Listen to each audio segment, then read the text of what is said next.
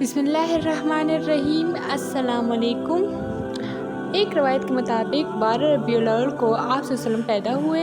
एक रवायत 8 रबीउल अव्वल की है। एक रवायत 2 रबीउल अव्वल को पैदा हुए। इस सिलसिले में और भी बहुत सी रवायात हैं। ज़्यादातर मौरिखीन का ख्याल है कि आप 8 रबीउल अव्वल को पैदा हुए। आप सल्लल्लाहु अलैहि वसल्लम के हज़रत जिब्राइल और हज़रत मीकाईल अलैहिस्सलाम के वाक़ये के बाद हलीमा सादिया फरमाती हैं, मैं परेशानी की हालत में मक्का पहुंची। आपके दादा अब्दुल मुत्तलिब के पास पहुंचती ही मैंने कहा, मैं आज रात मोहम्मद को लेकर आ रही थी। जब मैं बालाई इलाके में पहुंची तो वो अचानक कहीं गुम हो गए। अब खुदा की कसम मैं नहीं जानती वो कहाँ हैं।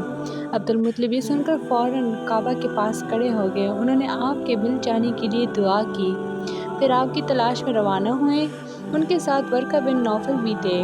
गर्ज दोनों तलाश करते करते तहामा की वादी में पहुँचे। एक दरख्त के नीचे उन्हें एक लड़का खड़ा नज़र आया। उस दरख्त की शाखें बहुत घनी थीं।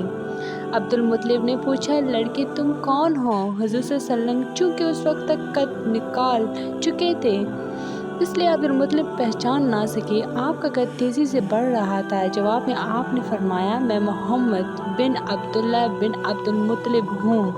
ये सुनकर अब्दुल मुत्तलिब बोले, तुम पर मेरी जान कुर्बान, मैं ही तुम्हारा दादा अब्दुल मुत्तलिब हूँ। फिर उन्होंने आपको उठाकर सीने से लगाया और रोने लगे। आपको घोड़े पर अपने आगे बिठाया और मक्का की तरफ चले।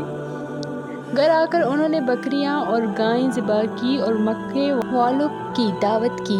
आपके मिल जाने के बाद हज़रत हलीमा सादिया हज़रत आमना के पास आईं तो उन्होंने पूछा, हलीमा अब आप बच्चे को क्यों ले आईं? आपकी तो ख्वाहिश थी कि अभी आपके पास और रहें। उन्होंने जवाब दिया, ये अब बड़े हो गए हैं और अल्लाह की कसम मैं अपनी ज़िम्मेदारी पूरी कर चुकी हूँ। मैं खौफ महसूस करती रहती हूँ कहीं इन्हें कोई हादसा ना पेश आ जाए, लिहाजा इन्हें आपके सपुर्द करती हूँ। हज़रत आमना को ये जवाब सुनकर हैरत हुई। बोली, मुझे सच सच बताओ माजरा क्या है? तब उन्होंने सारा हाल कह सुनाया।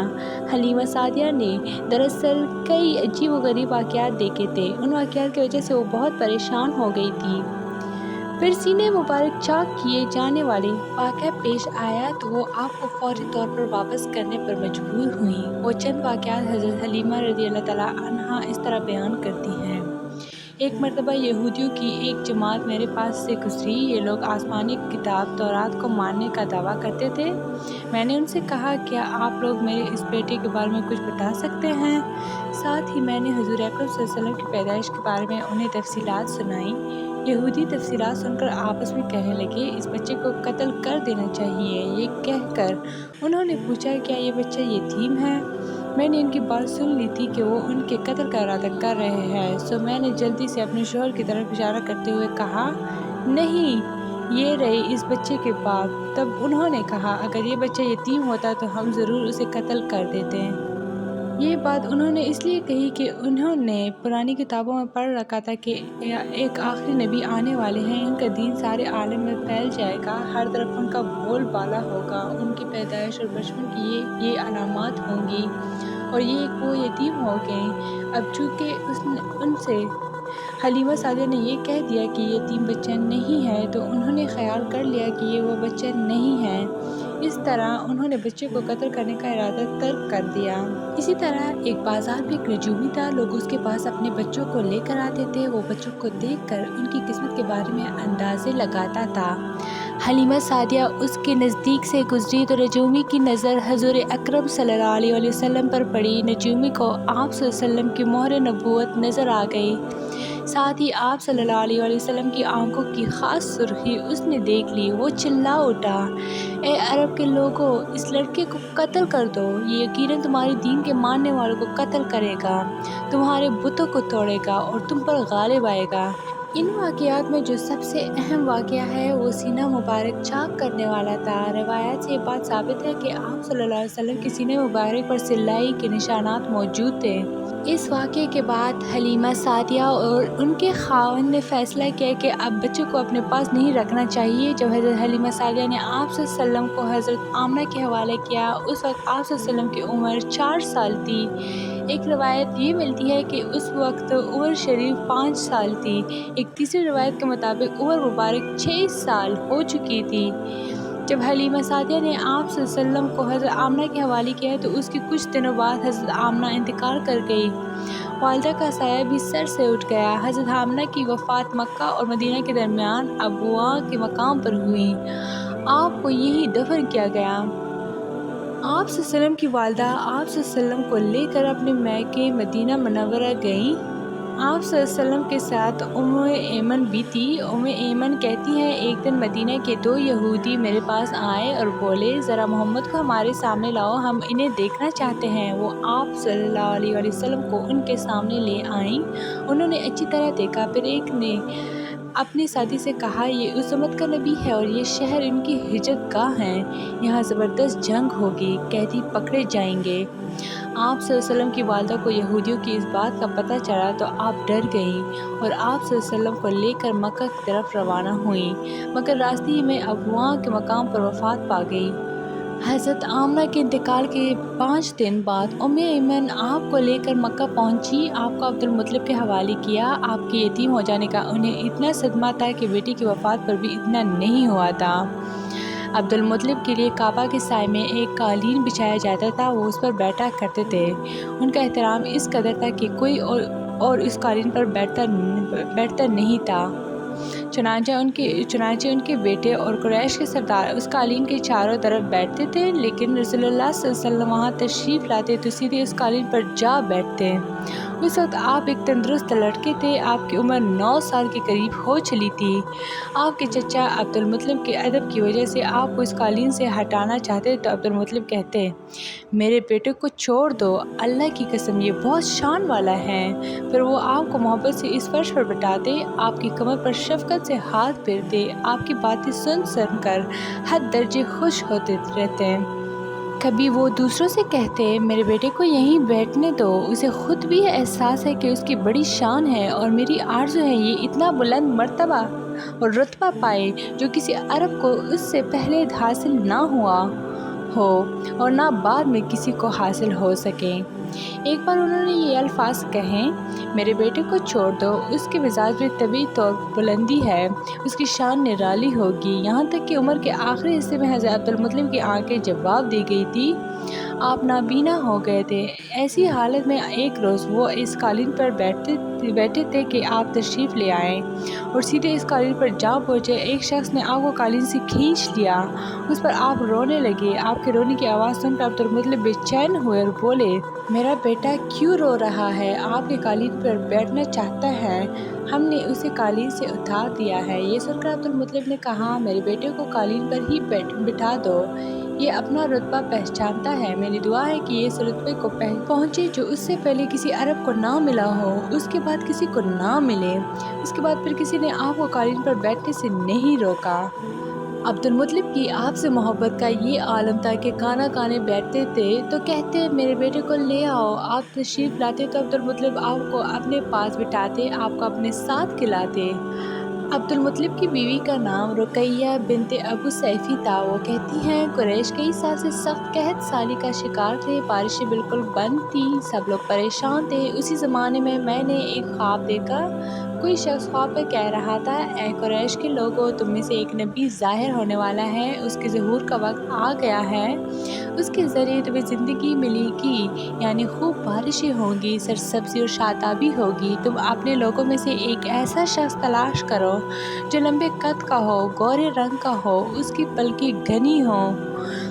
وہ شخص اپنی تمام اولاد کے ساتھ نکلے اور تم میں سے ہر خاندان کا ایک آدمی نکلے، سب پاک صاف ہو اور خوشبو لگائے اور حجر اسود کو بوسہ دے، پھر سب جبل ابو قیس پر چڑھ جائیں۔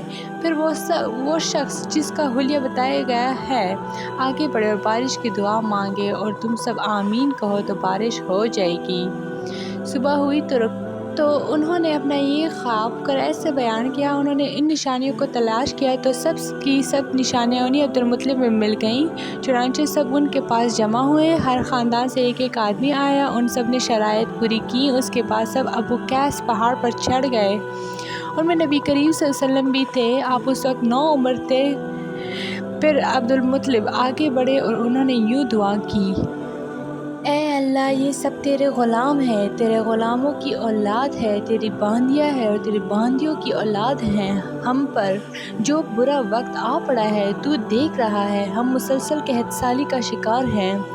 اب اونٹ، گائیں، گھوڑے، خچر اور گدھے سب کچھ ختم ہو چکے ہیں اور جانوروں پر بن آئے ہیں، اس لیے ہماری یہ خشک سالی ختم فرما دیں، ہمیں زندگی اور سرسبزی اور شادابی عطا فرما دیں۔ ابھی یہ دعا مانگ ہی رہے تھے کہ بارش شروع ہو گئی، وادیاں پانی سے بھر گئیں، لیکن اس بارش میں ایک بہت عجیب بات ہوئی، اور وہ عجیب بات یہ تھی کہ قریش کو یہ سیرابی ضرور حاصل ہوئی، مگر یہ بارش قبیلہ قیس اور قبیلہ مضر کی قریبی بستیوں میں بالکل نہ ہوئی۔ اب لوگ بہت حیران ہوئے کہ یہ کیا بات ہوئی۔ ایک قبیلے میں بارش اور آس پاس کے سب قبیلے بارش سے محروم۔ تمام قبیلوں کے سردار جمع ہوئے، اس سلسلے میں بات چیت شروع ہوئی۔ ایک سردار نے کہا، ہم زبردست قحط اور خشک سالی کا شکار ہیں، جبکہ قریش کو اللہ تعالیٰ نے بارش عطا کی ہے اور یہ عبدالمطلب کی وجہ سے ہوا ہے، اس لیے ہم سب ان کے پاس چلتے ہیں۔ اگر وہ ہمارے لیے دعا کرتے تو شاید اللہ ہمیں بھی بارش دے دے۔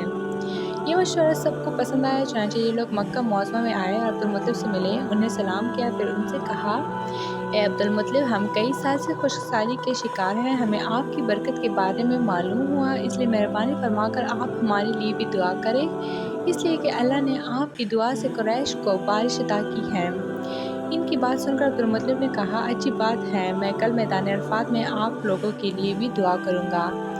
دوسرے دن صبح سویرے عبدالمطلب میدان عرفات کی طرف روانہ ہوئے، ان کے ساتھ دوسرے لوگوں کے علاوہ ان کے بیٹے اور اللہ کے رسول اللہ صلی اللہ علیہ وسلم بھی تھے۔ عرفات کے میدان میں عبدالمطلب کے لیے ایک کرسی بچھائی گئی، وہ اس پر بیٹھ کے نبی کریم صلی اللہ علیہ وسلم کو انہوں نے گود میں بٹھا لیا، پھر انہوں نے ہاتھ اٹھا کر یوں دعا کی، اے اللہ، چمکنے والی بجلی کے پروردگار اور کڑکنے والی گرج کے مالک، پالنے والوں کے پالنے والے اور مشکلات کو آسان کرنے والے، یہ قبیلہ قیس اور قبیلہ مضر کے لوگ ہیں، یہ بہت پریشان ہیں، ان کی کمریں جھک گئی ہیں، یہ تجھ سے اپنی لاچاری اور بے کسی کی فریاد کرتے ہیں اور جان و مال کی بربادی کی شکایت کرتے ہیں، بس اے اللہ ان کے لیے خوب برسنے والی بادل بھیج دے اور آسمان سے ان کے لیے رحمت عطا فرما، تاکہ ان کی زمینیں سرسبز ہو جائیں اور ان کی تکالیف دور ہو جائیں۔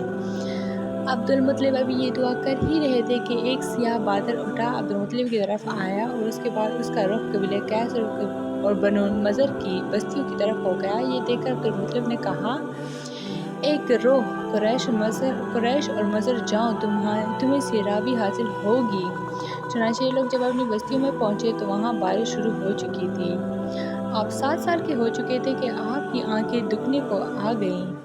مکہ میں آنکھوں کا علاج کرایا گیا لیکن افاقہ نہ ہوا۔ عبدالمطلب سے کسی نے کہا، عکاس کے بازار میں ایک راہب رہتا ہے، وہ آنکھوں کی تکالیف کا علاج کرتا ہے۔ عبدالمطلب آپ کو اس کے پاس لے گئے۔ اس کے بعد گاہ کا دروازہ بند تھا، انہوں نے اسے آواز دی، راہب نے کوئی جواب نہ دیا۔ اچانک عبادت گاہ میں شدید زلزلہ آیا، راہب ڈر گیا کہ کہیں عبادت خانہ اس کے اوپر نہ گر پڑے، اس لیے ایک دم باہر نکل آیا۔ اب اس نے آپ کو دیکھا تو چونک اٹھے، اس نے کہا، اے عبدالمطلب، یہ لڑکا اس امت کا نبی ہے، اگر میں باہر نہ نکل آتا تو یہ عبادت گاہ ضرور مجھ پر گر پڑتی۔ اس لڑکے کو فوراً واپس لے جاؤ اور اس کی حفاظت کرو، کہیں یہودیوں یا عیسائیوں میں سے کوئی اسے قتل نہ کر دے۔ پھر اس نے کہا، اور رہی بات ان کی آنکھوں کی، تو آنکھوں کی دوا تو خود ان کے پاس موجود ہے۔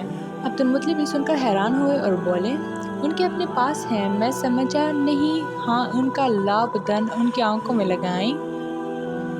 انہوں نے ایسا ہی کیا، آنکھیں فوراً ٹھیک ہو گئیں۔ مزید سیرت نبوی صلی اللہ علیہ وآلہ وسلم کے پارٹس کے لیے ہمارے چینل کو لائک، شیئر اور سبسکرائب ضرور کریں۔ Stay tuned for more. Thanks for watching.